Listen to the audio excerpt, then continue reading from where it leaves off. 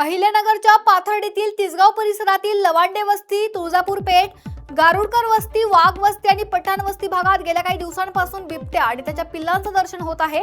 यामुळे ग्रामस्थांमध्ये भीतीचं वातावरण पसरलंय। या पार्श्वभूमीवर बिबट्याला पकडण्यासाठी वन विभागाने तातडीने पिंजरा लावला आहे। नागरिकांनी रात्री एकट्याने बाहेर पडणं टाळावं, लहान मुलं आणि पाळीव प्राण्यांची काळजी घ्यावी आणि बिबट्याचा पाठलाग करू नये। बिबट्या दिसल्यास तात्काळ वन विभागाशी संपर्क साधावा असं आवाहन ग्रामपंचायतीने केलंय। ह्या लवांडे वस्ती परिसरामध्ये एक 8-15 दिवसापूर्वी बिबट्याचा वावर आढळून आला असून एक मादी आणि त्याच्यासोबत एक पिल्लू हे प्रत्यक्षदर्शींनी एक 4 दिवसापूर्वी पाहिलं आहे। त्या अनुषंगाने आपण वन विभागाला कळवलं असून त्यांनी या ठिकाणी पिंजऱ्याची व्यवस्था केलेली आहे।